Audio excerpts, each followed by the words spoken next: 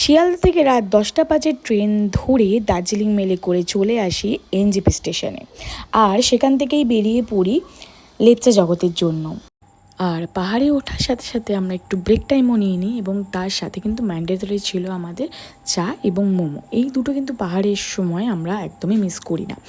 আর এরপরে আমরা পৌঁছে যাই লেপচা জগতে, এবং আমাদের হোমস্টে দেখে তো আমি একদমই প্রেমে পড়ে গেছিলাম। এত সুন্দর সাজানো একটা হোমস্টে দেখে কার না ভালো লাগে।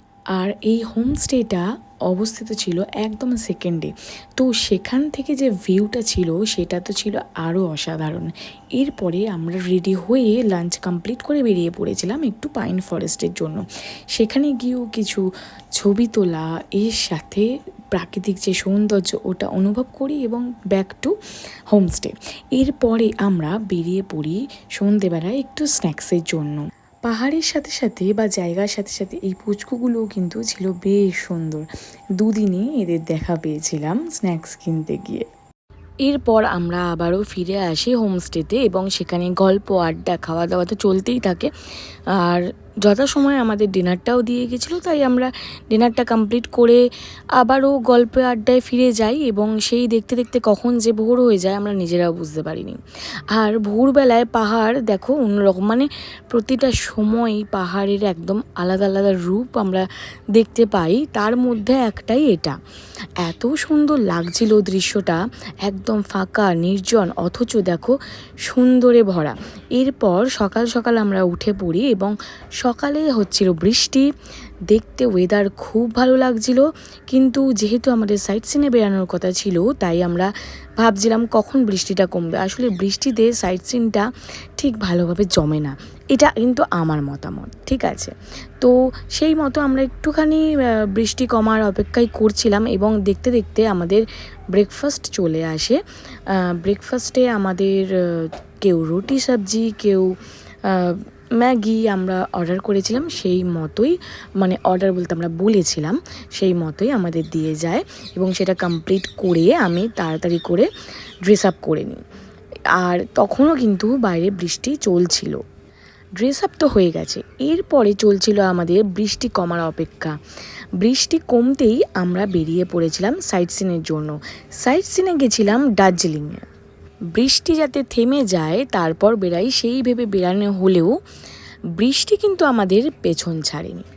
বৃষ্টির সাথে দেখা আমাদের পথে হয়েই যায়। আর শুধু সে একা আসেনি, সাথে জোরালো বৃষ্টি নিয়ে এসেছিল। পথে দেখা হয় আরও একজনের সাথে, টয় ট্রেন। যেন দেখতে অসাধারণ লাগছিল পাহাড়ের বুকে ট্রেন চলে যাওয়া। আমরা শেয়ার গাড়ি করে দার্জিলিংয়ে পৌঁছে গেছিলাম। লেপচা জগতে আমাদের হোমস্টের সামনে থেকেই শেয়ার গাড়ি মোটামুটি সবসময় অ্যাভেলেবেল। আর ফেরার গাড়ি 4টে-5টা অবধি অ্যাভেলেবেল থাকে দার্জিলিং থেকে লেপচা জগতের জন্য। শেয়ার কার আমাদেরকে দার্জিলিংয়ে ম্যাল রোডের অনেকটাই নিচে ছেড়ে দেয় ট্যাক্সি স্ট্যান্ডে, এবং সেখান থেকে আমরা চলে আসি দার্জিলিংয়ের ম্যাল রোডে। আর প্রথম থেকেই গ্লিনারিস ছিল আমাদের বাকেট লিস্টে, তো সেই জন্য প্রথমেই গ্লিনারিসে আমরা চলে যাই। ভেবেছিলাম প্রথমে প্রচণ্ড লাইন পড়বে, বাট অফ সিজন এতটাই ফাঁকা ছিল যে আমরা একদম সুন্দর করে ঘুরেছি। মানে যে ভিড়টা আমরা ইউজুয়ালি দেখে থাকি তার 1%ও ছিল কিনা আমার সন্দেহ আছে, বা হয়তো 1% ছিল। এত ভালো ঘোরা লিটারেলি জাস্ট ভাবা যায় না সিজনের টাইমে। সেখানে আমরা এত সুন্দর ঘুরেছি, আর দেখো গ্লিনারিসও কত ফাঁকা। এরপর আমরা যে যার পছন্দ মতো বুকিং করে নিয়ে একটু জাস্ট খাওয়া দাওয়া সেরেই বেরিয়ে পড়ি আবার ম্যাল রোডের জন্য। এইবারে ম্যাল রোডে এসে একটা অন্য রকম ম্যাল রোডকে আমরা দেখতে পাই।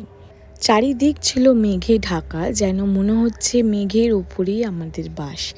এত সুন্দর দৃশ্য কি মিস করা যায়? তোমরাই বলো, কেন বারবার পাহাড়ে ছুটে যাই? তার রিজন তো এই একটাই, পাহাড় আমাদের কাছে একটা অন্যরকম ভালো লাগা, ভালোবাসা। ঘুরতে ঘুরতে আমরা মহাকাল মার্কেট থেকে কিছু শপিংও করে নিই।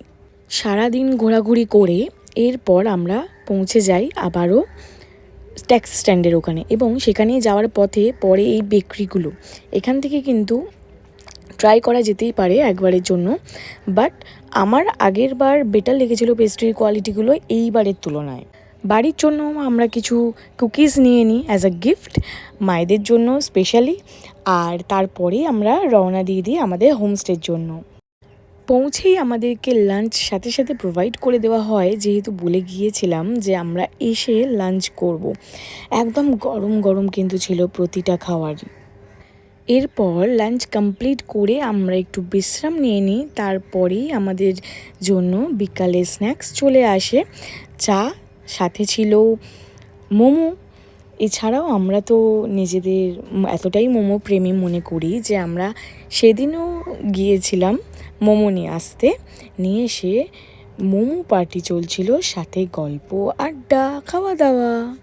আর ওই দিন আমাদের একটু মন খারাপও ছিল, কারণ মাত্র 2 দিনের ছুটিতে আমরা চলে গিয়েছিলাম, তো বাড়িতেও ফিরতে হবে পরের দিন। সেই জন্য মন খারাপ নিয়েই যাই হোক রাতটা কাটে গল্প গুজব করে। তারপরে পরের দিন সকালবেলা আমরা বেরিয়ে পড়ি সাইট সিনের জন্য। এদিনও আমরা শেয়ার ট্যাক্সি করে পৌঁছে যাই লোকেশানে। এরপর আমরা টিকিট কেটে প্রবেশ করি পাইন ফরেস্টে। কি সুন্দর, অসাধারণ লাগছিল। দেখো মানে কি বলবো, প্রতিটা ওয়ার্ডেই কি সুন্দর অসাধারণ ইউজ করতেই হয়। এছাড়া কোনো ভাষা নেই বলার। আরও যদি কোনো ভাষা থাকে তো সেগুলি মানে সুন্দরকে ডেফিনেশন দেওয়ার জন্য যা যা বলার দরকার সেটাও কম পড়ে যায়। মনসুনের পাহাড় আর সাথে যোগ থাকবে না এরকম তো হয় না, না? যেহেতু পাইন ফরেস্ট, তাই যোগ মহাশয়রা তো আছেনই, আর সেই জন্য একটু দেখে শুনে ঘুরতে হবে, এই যা।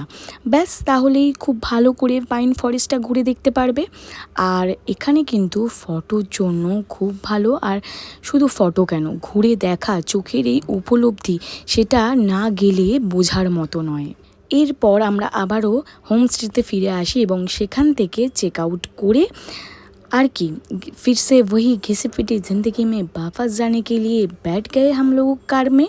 শিলিগুড়ি নামছিলাম তো ঠিকই, কিন্তু মন পড়েছিল পাহাড়ে।